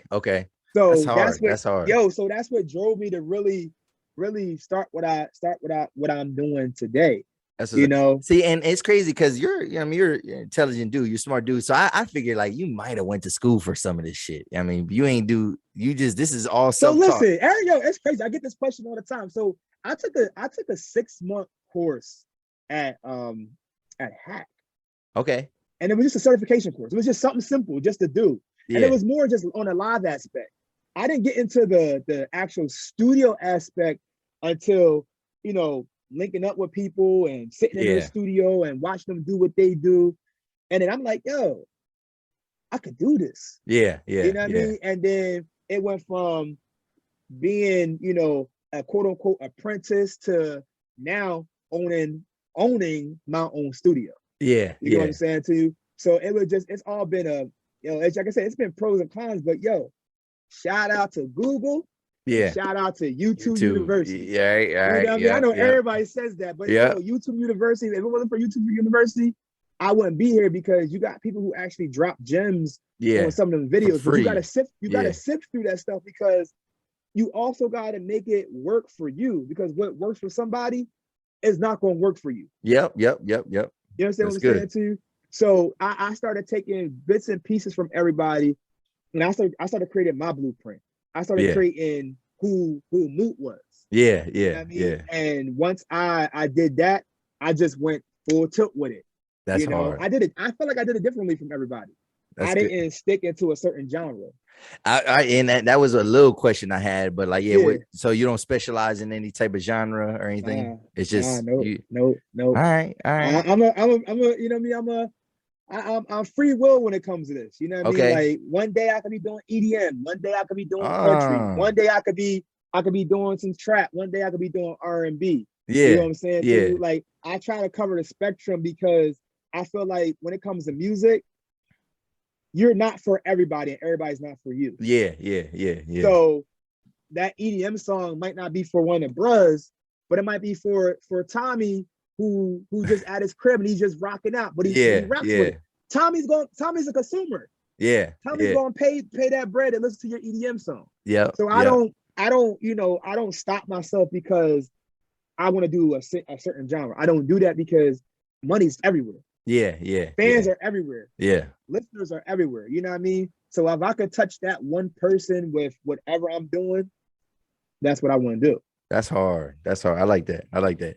And I guess it's got in terms of, you know, one of my last questions in terms of this topic, whatever, was just how long have you been working with like Joey Co-Star? And yo, I ain't gonna lie, so Josh's premiere, that's the first time I seen him live. I knew I've heard of him, but I didn't really know his genre of music, whatever. And I was like, okay, that's a different vibe, whatever, something. And like, all right, I see you in the background or whatever, doing your thing. I'm like, all right, that's what's up. And like, so are you're part of his band or how's that work? Like, what do you, what's your role? Joey, like, that's my man, bro. That's my brother. Okay. So it was so crazy is people don't understand. I've been rocking with Joey since Joey was like 16 in high school. Yeah. So wait, did he go? He didn't go to your car, did he? Nah. Joey went to Central. Okay. He went to Central. Okay. So Joey was an intern at another studio I was with, Scholars Entertainment. Shout out to my man D. You know what I mean? And Joey came in and he needed community. They needed community. Him and Pressure needed community service hours. So we let them come into the studio and, watch us do our thing and stuff like that. Yeah. So I knew Joey since he was in high school, man. Okay. And as the years went by, I stuck by Joey and Pressure because they had that unique sound as a group. Okay. And what the type of music that I did fit the type of music that they did. Okay. So I started producing for them. I started doing a little bit of engineering for them and things of that nature until, they went their separate ways. Okay. I mean? Yeah, because I'm not too familiar with but I remember seeing them and I thought the one dude's rap name was Co-Star, and then I started seeing Joey Co-Star, and so Co-Star was the group. You know what I mean? Co-Star was the group, bro. So you had Pressure was the rapper. Shout out to my man P. Yeah. And you had Joey. Joey was the singer. So there was a rapper singer singing duo. You know what I mean? Okay. They did a whole bunch of different types of songs. They did pop songs. They did hip hop songs. You know what I mean? Yeah. So and they end up, everybody get older. Everybody goes on to their own path. Okay. It wasn't beef though. It wasn't beef. No, it was no beef. Okay. It wasn't no beef, bro. Like, everybody's still cool to this day. Like, Pressure was at, the King Street Jam when we performed at the King Street Jam. Like, we seen him rocking, you know what I mean? So, Pressure rocks with, everything that we do and vice versa. Okay. But with Joey, it had got to a point where Joey's Liberian. You know what I mean? Yeah. So that African culture was already instilled in him. So when it came to the music, I felt like it came easy to him. Okay. And we started trying to work on just developing this sound that it was just like, I felt like it was just feel good music. Yeah. And then intertwining with the African culture. Okay. Now everybody's gonna be like, oh well, what y'all was doing, everybody was doing. But at that time that we started doing it, it wasn't a familiar thing. Okay. It was still experimental. Yeah. So as time went on, we still rock together. You know what I mean? We're friends we're friends at the end of the day, and we pushed each other to be great at what we do. Okay. So Joey pushed me with the whole the Afro pop thing, and that's what he does. He does Afro pop. Yeah, Afro pop. The whole Afro pop thing. He pushed me to really dig into what Afro pop really was and what it should actually sound like. Yeah. And then I pushed him to be like, yo, Joey, do this shit the right way. You know what I mean? Make this shit sound good. Make everybody believe in you. You know what I'm saying to you? And to this day, it has worked for us. But my position for Joey is I'm one of Joey's producers. Okay. I'm saying one of his producers. Yeah. I also assist Joey, as his MD for his band. Okay. So I'm his music director for his band. So You know, I get the band together, I get the things prepped for the live shows, things of that nature. I mean, if you got to see me, you see me looking down at my computer and stuff like that. Yeah. Not only am I playing the song, but I'm also making sure everything sounds right and everything sounds right going into the front of the house and stuff like that. So what I do as an audio engineer, it reciprocates onto what I do on the stage with you. Okay. You know, so it works. What I do works hand in hand with artists in the live environment and in the studio environment. Okay. You know, so I'm the head man to that Joey co-star, you know, that Joey co-star tank right now. You know? That's what's up. That's what's up. Now, with his mixing, I don't do his mixing. Okay. I don't engineer for Joey at all.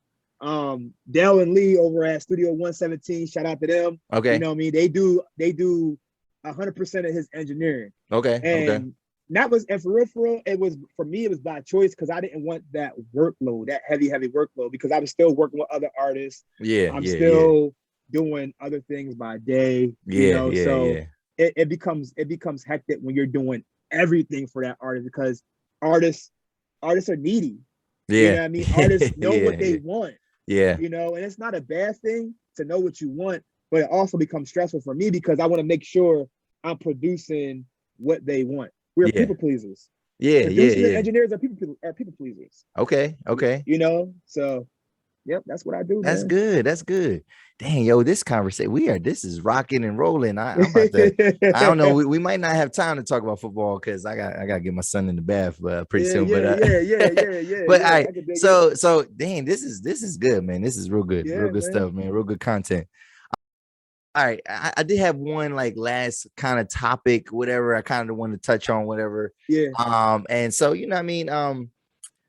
Let's talk about this, man. So you know, we two, you know, well, I don't want to put nothing on you, whatever. But you know, just thinking, just being out here, man. Just you know, out back outside, so to speak. Right. You know what I'm saying, like, you know, I'm a single black man. You know what I'm saying. Yes. You know, whatever. You might got a situation, whatever. You know what I mean. Right. Like, you know, and just this idea that like, you know what? Maybe we are the prize. I don't know. Maybe we are the prize. Just, you know what I mean, whatever. Yeah. So and let's just kind of get into some things. So you was in and not to get in your business, whatever, but you was in a long-term relationship, right? Were you married? Bro. You were married. Okay, married, yo. Okay, that you ain't were no married. Secret. Everybody know why I know I was married. Everybody knows I was married. Okay, you were married. So now that you know, it's different. It's different now that you're not in that marriage, you're not in that situation no more. The dating scene, how you feeling about it, man? What's it looking like out here, man? Like, what, you know what I mean? In general, I guess. The dating scene for real, bro, is awkward, yo. It's really, it's awkward, bro. And I think because, you know, I'm 34 years old, you know what I mean? Yeah. So I'm already kind of like set in my ways in a sense. Okay. To where, you know, like I like things a certain way. You know what I mean? I like to do things a certain way. I like my house a certain way. I present myself a certain way. You know what I mean? Yeah. So for me, I'm at that point where like whoever that special someone's going to be or is, I want that in her also. You know what I mean? Okay. And right now, yo, a lot of these females, yo, they just so free-willed, bro. They just be like, just going with the flow. They just be whatever. It's whatever. And well, the contradiction. I'm not at that age for something to be like whatever. I'm at that age where I'm stuck to a routine, and that's what it is. Yeah, and it's funny because you said that it's like all this free will, whatever, and it's crazy because like they want some like traditional values or traditional things from men, but they don't necessarily want to be. They don't want to fit a traditional role. They just want to be like, no, you got to let me do this. You got to let me do that. But it's like, like, all right, as a grown man and being in a relationship for a long time, do you feel like you've adopted this, like my way or the highway mentality a little bit when it comes to now? Yes. Now. Okay. I have now because, you know, it's one of them things where, like I said, you want what you want and you know what you want. Now, if I was in my early 20s and I didn't really know what I want or I didn't know what I was looking for, then this subject wouldn't even come up. But because now I know what I want and I know what I'm looking for and I know what I need to do to achieve that, Yeah. No one or nothing is gonna stop me from, you know, doing that. Yeah. Yeah. So I'm selfish. I'm not gonna lie, yo. Yeah, It's a double-edged sword for me because I'm it's a turn off sometimes. You know, it is. It's a turn off to females sometimes. They're like, damn, yo, you just want to do this, and that your way, but you not listening to me or you not including me, and I can't do it. Yeah. And I'm just like, so be it. You know what I mean? Because you're not stopping. You one person is not gonna stop this train. You know what I mean? Like, it's not gonna happen. You know what I mean? But the dating scene, yo, is, like I said, it's awkward, but it's fun. Yeah, because like on a real note, you start to learn a lot about yourself. Okay. You know, you start to learn a lot about yourself, but you also start to learn a lot about people and how to handle different attitudes and different mindsets. And, you know, this person might have came from this type of environment, or this person might have came from that type of environment. So it preps you for real, bro. It preps you for everyday life on how to deal with people. Yeah. It really does. But it's when people like, oh, yo, Moot, you single now, you ain't doing that. Nah, man, I'm chilling, man. Yeah, like, I'm just, yeah. If it comes to me, it comes to me. If it doesn't, it doesn't. I'm not out here trying to be thirsty. You know what I mean? Yeah. I'm not out here trying to be in everybody DM and all that shit, because, you know, at the end of the day, I got a lot going for myself. Yeah. You know what I mean? So you're the prize. You're the prize. Yeah. Now, but like, So like on some G shit, like it's gonna take a special person to tame that. Yeah. You get what I'm saying to you? And I think right now, it's a special someone out there, but I don't know who, and I won't know who until God presents that to me. Okay. You know? All right. So respect. So yeah, man, it's cool. It's interesting. Yeah. And I think there's the misconception is that, like, you know, especially like I said, we're older. I mean, you're 34, I'm 33. So it's like, so yeah, it's not now. If I was single like this, or if I had the resources I had 10 years ago, or even, you know, when I was 25, like it'd be a whole different ball game. Like I'd be out here like, whoa, like, you know what I mean? But all over the place. Yeah, but it's different. And I think there's a misconception that thinking like just because a guy is single, that he fucking mad, he fucking a different woman every night and shit like that. And it's like, nah, bro, I gotta work. I got shit to do. I got time to, man. Listen, like, I don't got time to give you all these women all this energy. You know what I'm saying? Whatever. I say 90% of my time, bro, I'm in the studio or I'm at home. You know what I mean? Like real shit, bro. Like, because it's all about peace, bro. Yeah, I want peace. Yeah. I want to be at peace in everything I do. Yeah. How I walk, how I live my life. I want to be at peace, bro. So it got to be that person that wants that same thing. You know what I mean? Like, I'm just so comfortable in my own skin now. You know what I mean? And it took a while to get there, because again, when you come out of a long-term situation like that, you know, you question yourself, like, yo, was it me? Like, was I the problem? You know what I mean? Could I have done certain things differently? Yeah. You know what I mean? So you start second guessing yourself as a man, because you're like, damn, yo, like, damn, 10 years and boom, it's gone. You know what I'm saying to you? Like, yeah. Man, 10 years and like, to show for it. I put in all this work and I don't got shit to show for it. Actually, that kind of segues into what I was gonna say. So like, I feel like women usually have this mentality of like, they feel like, especially if you're in a long-term relationship, this is what they get upset, especially if it didn't turn into marriage. But this feeling that like they built you up, right, for the next woman, whatever. do you feel like I know you laughing. Do you feel like that narrative is overstated by some women, like, or is there some validity to that? Yeah, I mean, yeah. So, what you think? And you know, and women always talk about wasting time. So then they talk about, you know, so if you're in a long-term relationship and then it don't work, do you look at it as a waste of time? Like, because me personally, I don't look at it as a waste of time. I don't look at it as a waste of time. Yeah. Because like in my instance, you know, when I got married, yo, I was young.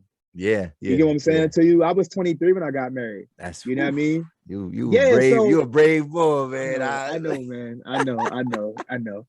But you know, I don't regret nothing from, you know, that experience. It was a learning experience. It was a learning experience for, again, like I said, to find myself and who I really was. Yeah. You know what I'm saying to you? Because sometimes we always work when you're in a long-term relationship, you tend to want to make sure that person is happy 100% of the time. Yeah.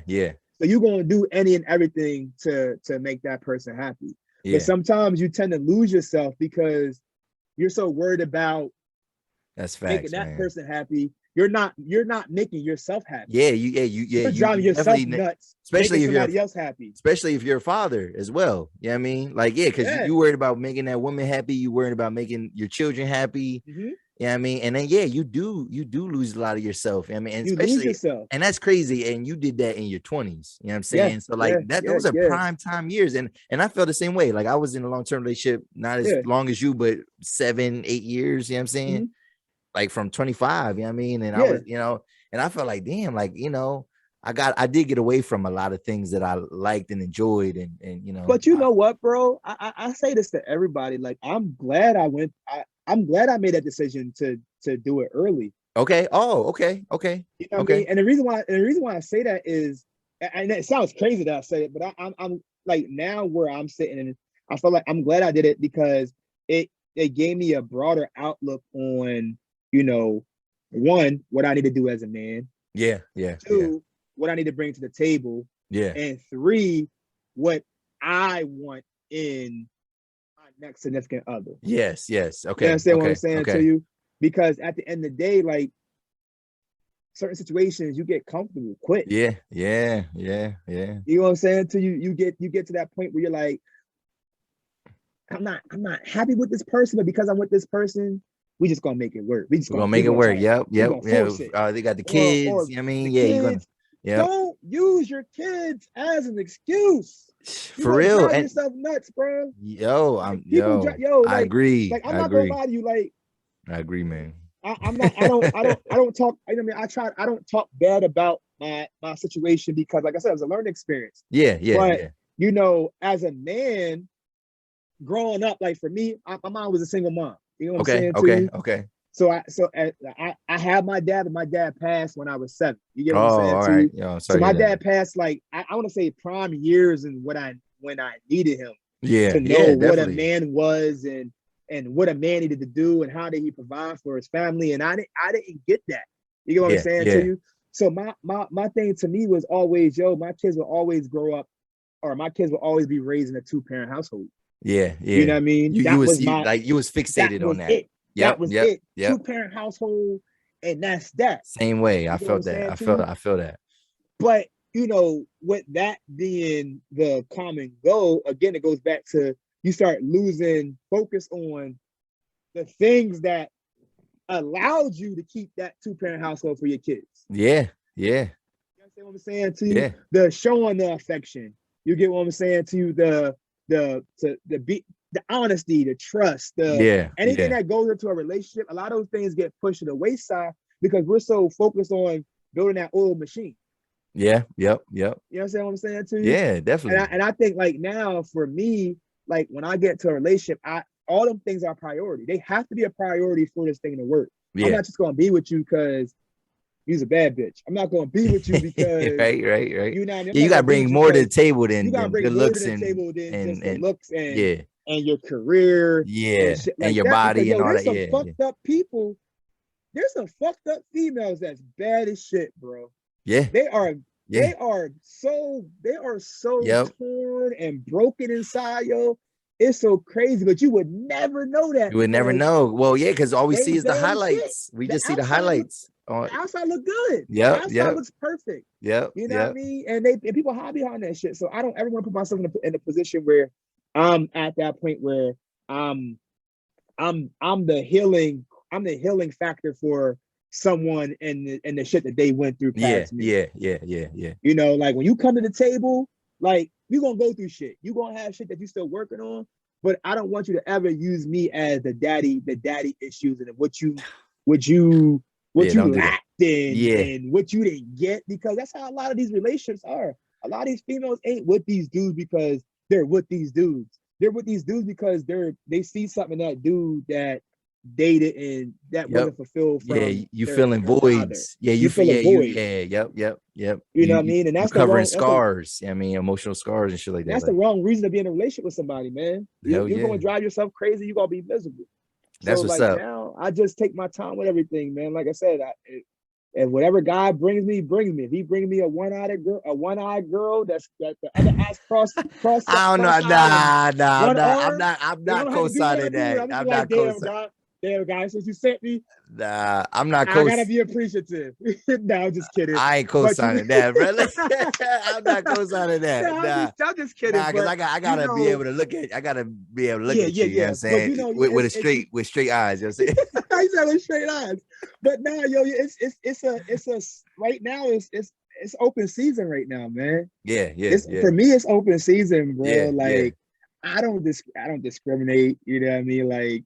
Okay. I've dated all cultures. Don't say that on here, man. So that's just say the black women, they gonna get you, man. Listen. I love my black women. I love my sisters, yo. I love them. Yeah. But I it's crazy because me and my ex, things were rocky in the beginning when we broke up. You get what I'm saying? Okay. But now it's starting to, things are starting to subside and things are starting to become cool to where, like, we have conversations and stuff like that. And, I had a conversation with her the one day and I told her, I'm at the point in my life where I'm not going to stop any blessing that comes in my door. Okay. Okay. So, when I joke about, God sent me the one-eyed girl with the one arm, like I'm joking about that.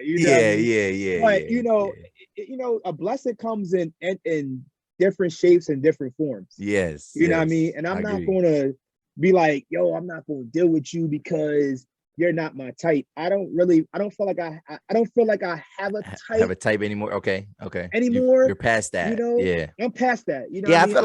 I feel like I've been past that too. I am more willing. I'll give a girl a chance if she can have a good heart.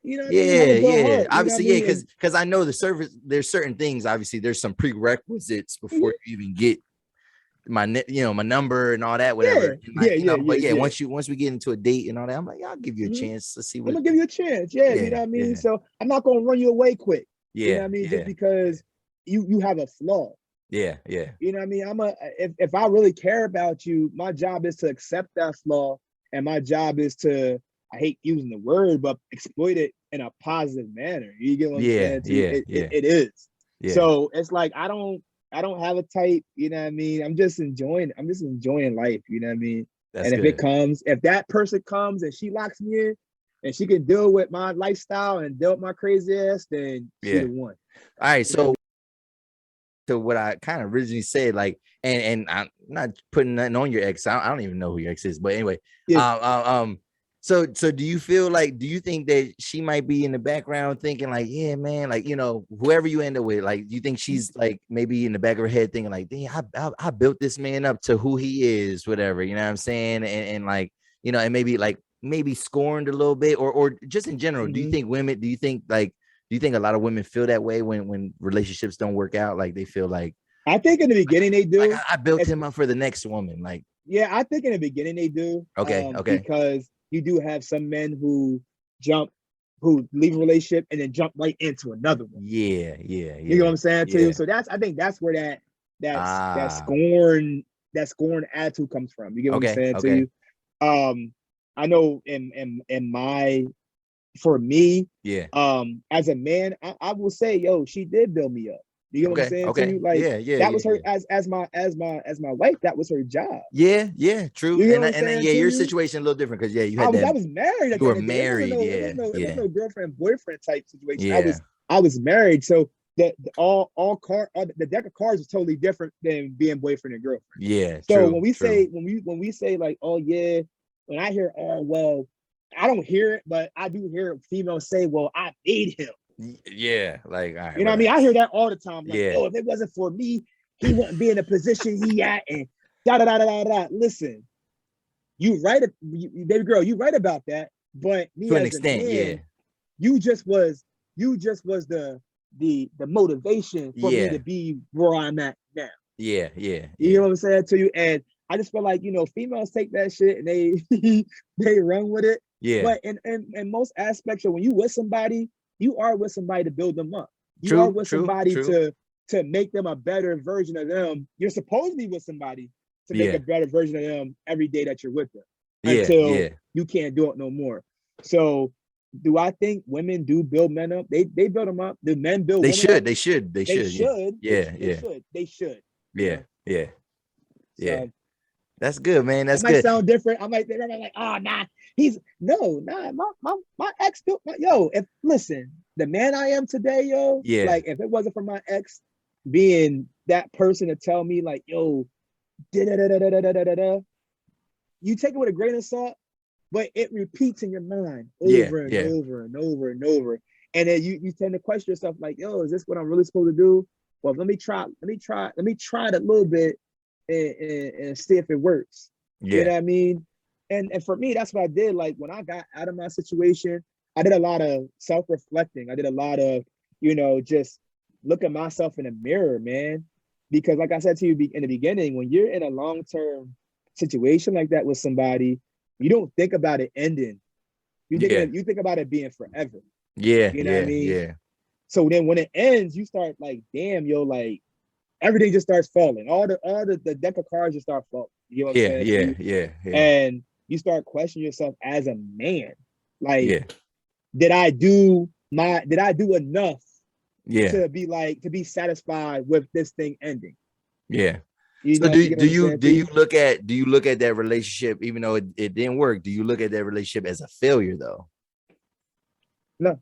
Yeah, okay. Because I would say that, and I think the last point probably with that is like I don't think any relationship is a failure unless you go out of that situation in a worse position in life than you did coming into it. You know what I'm saying? And so women, I feel like a lot of times, and I'm generalizing. I am generalizing, but there are instances where you see women get into these situations, whatever, and then then they gave their all to these men, and like they're fucked up, and then a guy like me or you come into the picture, and they want us to pick up. We suffer.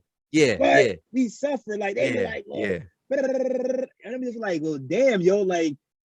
You might as well go back to him if that was the case. Like I don't got time for that. I don't know. I ain't got the patience to be the one to make up for the shit that he didn't do.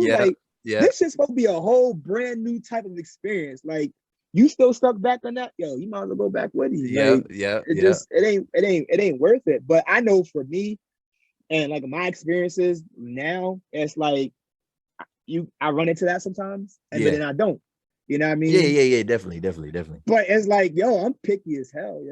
And too, like, and you're a father, and I'm worried about that. Like, I don't know who I would want to meet my kid and this and that, whatever. So you just don't bring, we don't bring just any and everybody around. Oh no, I don't. That's the bottom line. But my thing is, and it's funny because I've seen it. You bring the female around your kids. Now she want to play stepmom. He has a mom. Like, my kids have a good mom. They actually have a great mom. They have a great mom. You know what I mean? Like, play your position. You know what I mean? Like, you could be my girl, but you don't. You at small forward right now. You ain't at point guard.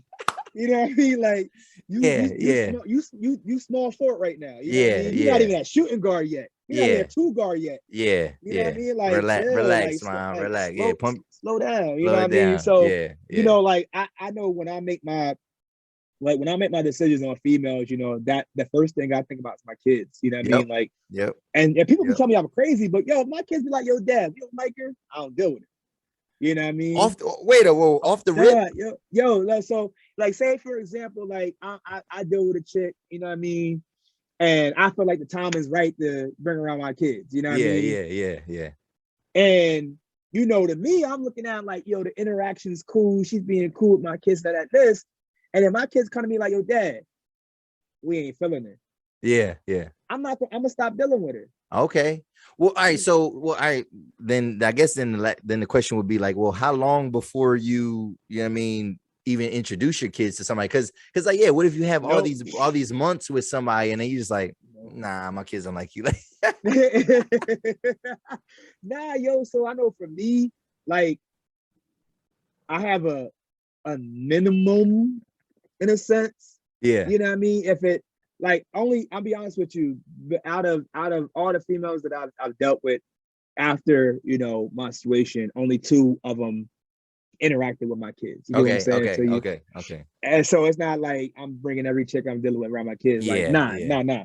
You gotta be, you to me, I gotta be ready for that. You know what I mean? I gotta be like, yo, all right, let's see how it goes. And we just gonna take it from there. You know what I mean? But for me, I feel like if you put a time limit on it. Yeah, what's an acceptable time, I guess, for that? An acceptable time? Yeah.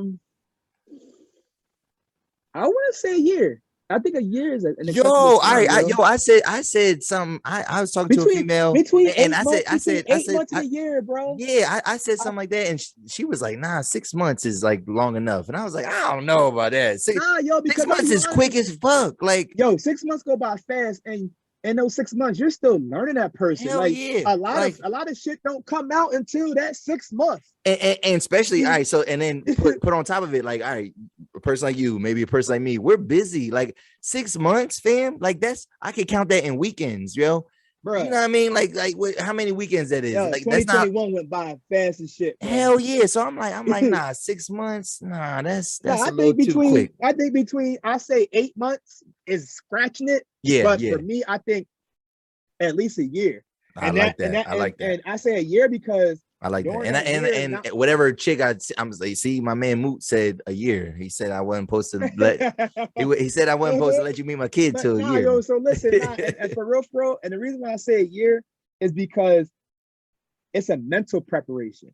Yeah. You know what I'm saying to you? Not only am I mentally preparing her for my kids, but I'm mentally preparing my kids for her. Yeah. You know what I'm saying to you? Because like for me, my castle is my kids' castle. You know what I mean? Talk about it. What I do is anything I do is for my kids. Yeah. It's theirs. You get what I'm saying to you? Everybody else comes second and third in line. Yeah. You know what I'm saying to you? So I got to make sure I'm bringing that right person that's going to disrupt their environment a little bit. And it's not saying disrupt in a bad way. No, but just disrupt because this is a whole new person that's coming around. So now she got to learn my kids, and my kids got to learn her. You know what I'm saying to you? So I as a dad, I mentally prepare my kids for if dad settles down and gets into a serious relationship. You know what I mean? Like I let my kids know, like regardless of what happens, like y'all still my kids, regardless of, you know, if it gets taken to that other level of maybe getting married again. Like y'all will be the first ones to know. You get what I'm saying to you? Well, yeah. How old is your oldest kid? How many kids do you have? Do you 2, 1? So I have 5 altogether. Oh, I ain't know that, bro. I ain't even know all that. Like, listen. I have my daughter Sanaa, who's 10. Okay. That's my biological daughter. My son Kyle, who's 13. That's my biological. My son Jameer. That's a whole another situation, but that's still my baby boy. You know what I'm saying to you. And then I got my adoptive daughter. I adopted through the marriage. No. Oh. Actually, no. We adopted her when she was 10 from Pittsburgh. Oh, wow. That's tough, so, man. That's shout tough. out to my baby girl, you know, Lage. Everybody knows her as Lage. You know what I mean? So, you know what I mean? And then, you know, my stepson, you know what I mean, Mir, who's 16, you know what I mean? So so you got some older kids. I got older kids. So not only do I got my biological kids, but I do got kids that, you know, I took care of. You get what I'm saying to you? So it's one of them things. It's a tough situation. It's a sticky situation, but it's also a tough situation when you're with somebody for so long and you guys got kids and you're taking care of kids together. And then now you're not together. It's like it's hard, bro. It's hard maintaining those relationships. It's hard still trying to be there because you don't exist. That That with that bond that brought everybody together, doesn't exist anymore. Yeah. You understand what I'm saying? That would make But it regardless tough. of the fact, I still, you know what I mean, whatever the case, I still consider them mine. You know what I Yeah, mean? Like no I will doubt. still go above beyond. Somebody give me a phone call, something going on, I'm there. You get what I'm saying to you? Mm-hmm. So, you know, I got my biological kids and then I got my kids. You Yeah, get what I'm saying to you? yeah. So yeah, man. But most times people see me with my biological. They see me with Kyle and Sanaa. You know what I mean? Okay. You know, and that's not because I don't care about my other ones. It's just they're the young ones now. You know what I mean? Lasia's damn near 22. You get what I'm saying to you? So she's paving her own way. She's doing her thing. You know what I mean?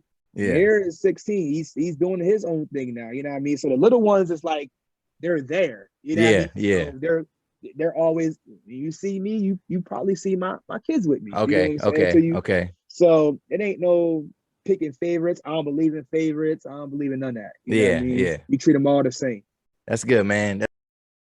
Yo, man, this is a real good conversation, man. Man. We probably gotta put a bow on this, man. I wanted to talk about football. Yo, maybe we gotta bring you back soon to talk about some football or something. Because I did want to have some sports in there, but this is gotta bring you back for football. Yeah, I gotta bring you back for a football talk or something like that. Yo, man, did you have a good time tonight? Yo, listen, man, I enjoyed this, bro. Like, I always enjoy being able to talk to another brother. You know what I mean? Okay. Because we sometimes, you know, we need that. We need a outlet to vent and talk about certain things that maybe we're not comfortable talking to somebody that has nothing, that's not that can't relate to it.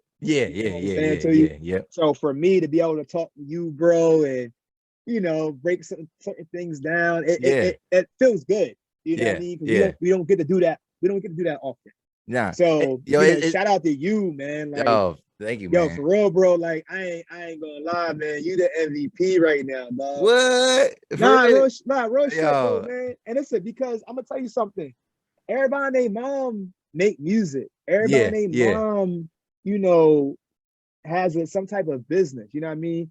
A lot of people ain't doing this podcast thing because the podcast thing is still new. It's still new, It's still new. It's crazy because I've been listening to podcasts for a couple of years, so sometimes it feels saturated, but not here, not where we at. Not where we at now. It's new. It's something different. You know what I mean? And what you did was you took it and you turned it into something, into a positive platform for people like me. I don't be on the scene. You know what I mean? Only time I'm on the scene is playing the keyboard.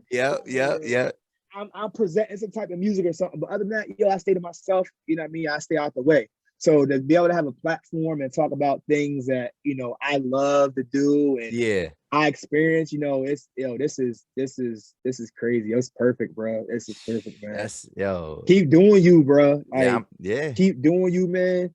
You know what I mean? Don't let nobody tell you, like, don't let nobody derail you from, you know what I mean, why you're doing this. Okay. You know what I mean? Everybody's like, everybody felt like everybody has their own opinion. Yep. You know what I'm saying to you? And what you do. They got their own opinion. You know what I mean? So don't let that negative opinion stop you from doing this shit. Cause bro, you can take this podcast and do damage with it, bro. This little sector that you have is gonna grow into something so big. You're gonna be like, yo, I never knew I was gonna be here. And that's how it was for me with music, bro. My first placement, fam. I'm like, yo, I'm from Little Old York.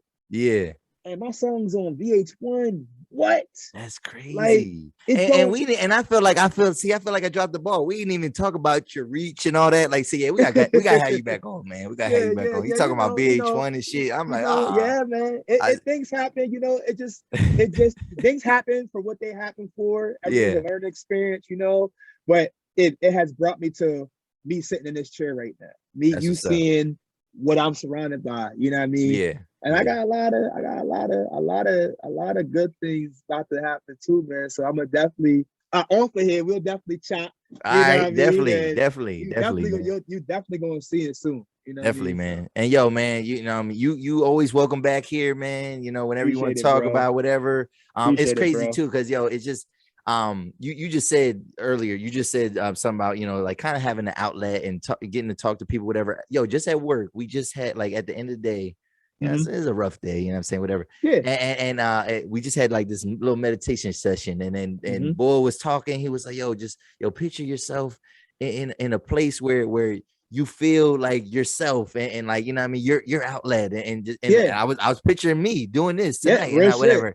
And like, I was looking forward to this. I was like, yo, this is my outlet. This is, I get to get whatever out, man, whatever. Listen, man, I'm telling you, bro, like when I'm in the studio, bro, no matter what I went through prior to me walking through that door, like this is my zen, bro. Like this is what calms me. This is what keeps me focused. This is what stops me from snapping out sometimes. You know what I mean? Yeah. Things ain't going the way that should be going.